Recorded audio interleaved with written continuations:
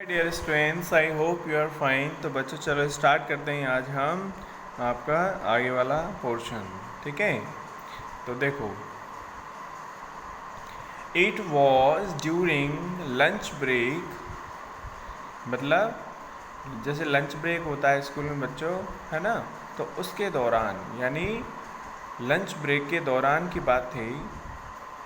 As she was sitting, जैसे कि वो बैठी हुई थी, कौन, siren, in the corner of the playground, playground के किसी कॉर्नर में बैठी हुई थी, प्लानिंग हर बिग एस्केप। और क्या प्लान कर रही थी वो बचकर निकलने का प्लान कर रही थी।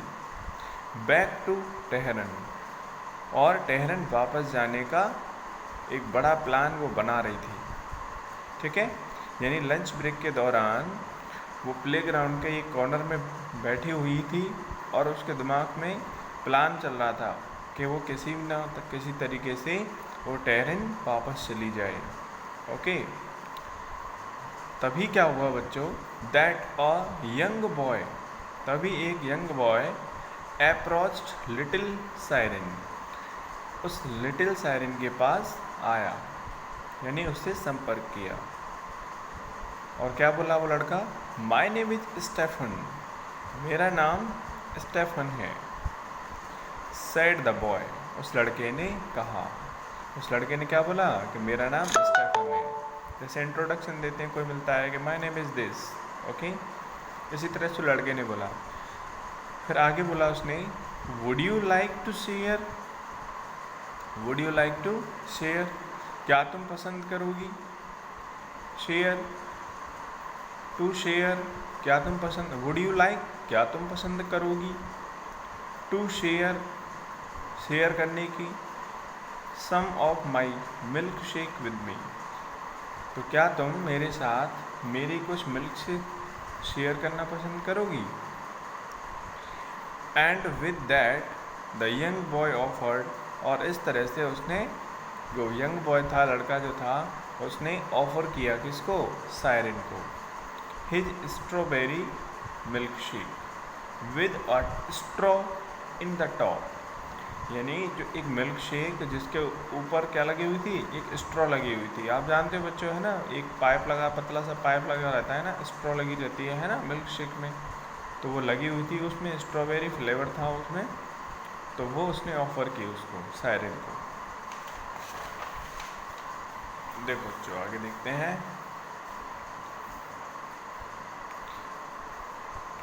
सायरन थॉट, सायरन ने सोचा, that the milk shake tested amazing, कि मिल्क टेस्ट जो है, मिल्क शेक जो थी उसका टेस्ट बहुत शानदार था। And had to stop herself from drinking it all out, और वो उसको एक साथ नहीं पीना चाहती थी, ये पूरी एक बार में ख़त्म कर दे। Don't pay attention to others, यानी don't pay attention, pay attention का मतलब क्या होता है, ध्यान दो, डोंट पे अटेंशन मतलब मत ध्यान दो, टू अदर्स, दूसरों पर, तो don't pay attention to others, दूसरों पर ध्यान मत दो। दे आर मीन टू मी,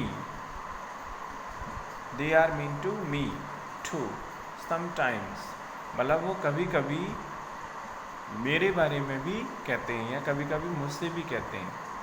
मतलब वो जो स्टेफन था, लड़का जो था, वो कह रहा है कि तुम दूसरों की बात पे मत ध्यान दो। जैसे वो कभी कभी हंसते हैं या फिर मेरे बारे में इस तरह से बात करते हैं ऐसे, तो कभी कभी मेरे बारे में भी ऐसे बोल देते हैं, है ना, जो क्लास के स्टूडेंट्स हैं बाकी के, वो मुझ पे भी हंसते हैं, है ना, मुझ पे भी कमेंट्स करते हैं, है ना, ऐसी बातें बोलते जो मुझे अच्छी नहीं लगती।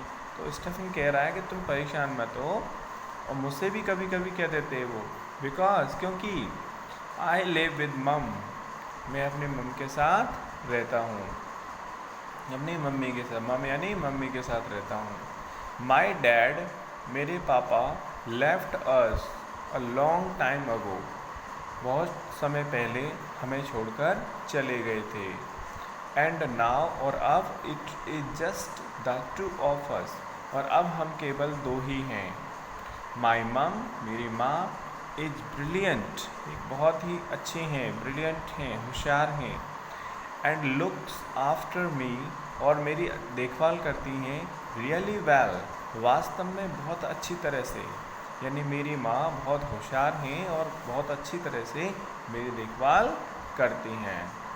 बट लेकिन we don't have much money, लेकिन हमारे पास ज़्यादा पैसे नहीं होते हैं, एंड दे ऑलवेज लाफ, और इसकी वजह से जो बच्चे हैं, स्टूडेंट्स हैं, क्लास के बाकी के बच्चे हैं, वो हंसते हैं एट मी, मुझ पर, बिकॉज क्योंकि दे से वो कहते हैं आई एम पुअर, कि मैं गरीब हूँ, एंड हैव डर्टी क्लॉथ्स, और मेरे कपड़े गंदे हैं, इस तरह से कहते हैं। यानी क्लास के जो स्टूडेंट्स हैं वो स्टेफन को ऐसे कहते थे, है ना, कि वो गरीब है और उसके कपड़े गंदे हैं, इस तरह से। Stefan looked down at his blazer, तो स्टेफन ने लुक्ड डाउन मतलब नीचे की तरफ देखा, अपने ब्लेज़र की तरफ देखा, एंड शूज़, और जूतों की तरफ देखा, एंड श्रग्ड यानी खींचा, जैसे शर्ट को खींच करके दिखाते हैं ना, ये शर्ट ऐसे करके ऐसे खींचते हैं ना, जैसे पकड़ के ऐसे शर्ट को खींचते हैं, तो उसने अपने जो ब्लेज़र था उसको अपनी तरफ खींचते हुए बोला, कि बता रहा था दे आर नॉट डर्टी, कि वो गंदे नहीं हैं, दे आर, देखो इस बच्चों इसका क्या मतलब है, दे आर, ये शॉर्ट में लिख देते हैं हम इसको, ठीक है, दे आर जस्ट ओल्ड, वो केवल पुराने हैं। तो स्टेफन ने ब्लेज़र को अपनी तरफ खींच करके कहा कि वो गंदे नहीं हैं, वो केवल पुराने हैं, ठीक है। देखो स्टूडेंट्स आगे, साइरन लाफ्ट, बच्चों एक चीज़ मैं आपको यहाँ पे बताना चाहूँगा कि देखो आपके भी मन में कभी कभी ऐसे आता होगा कि आप कंपेयर करते होंगे खुद को दूसरे बच्चों के साथ। आप सोचते होंगे कि यार वो उसके घर वाले तो बहुत अच्छे पैसे वाले हैं और वो कितने नए नए कपड़े पहनता है और हम तो पुराने कपड़ों में रहते हैं, है ना। तो बच्चों आपको ध्यान देने वाली बात ये है, इसको हमेशा याद रखना, ठीक है, कि ज़रूरी नहीं है कि नए कपड़े ही हों, ठीक है, यानी दिखावे के चक्कर में आपको नहीं पड़ना है, आपको ना ही अपने लिए बुरा फील करना है कि हमारे पास दूसरों की जैसे नए कपड़े नहीं हैं। आप बस जो भी है आपके पास उसको अच्छे से पहनना सीखो आप, ठीक है। गंदगी नहीं होनी चाहिए, साफ़ सफाई होनी चाहिए प्रॉपर तरीके से, है ना। और जो है उसको आप अच्छे से मेंटेन करके रखो, ठीक है, धुल करके और उस पर प्रेस वगैरह करके इस तरह से अच्छे से रहो, बस ये है, साफ़ सुथरे रहो, है ना। वो चीज़ तो आप कर ही सकते हो, है ना। तो ये चीज़ ज़्यादा ज़रूरी होती है, ओके। देखो बच्चों आगे, तो सायरन लाफ्ट, सायरन हंसी, क्यों, सायरन को हंसी आ गई, क्यों, because Stefan had a lovely smile, क्योंकि स्टेफन जो था, इसमें बच्चों स्टेफन आ गया है, बाकी नाम लड़के का वही है, ये स्टेफन की स्पेलिंग गलत हो गई है यहाँ पे, आप देख रहे हो इधर, है ना, स्टेफन है ये रहा STEPHEN,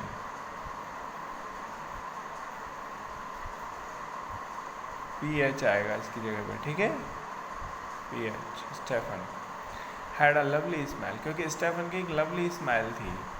he also had a big strawberry moustache, strawberry moustache मतलब जैसे आप दूध पीते हो बच्चों, है ना, तो ग्लास से जैसे आप दूध पीते हो, एक साथ चढ़ा जाते हो दूध को, तो आपकी मूँछें बन जाती हैं ना दूध की, है ना, दूध हो जाता है मूँछों पे आपके पे, है ना। तो मूँछों को कहते हैं हम मुस्टैच, तो मुस्टैच कहते हैं इनको।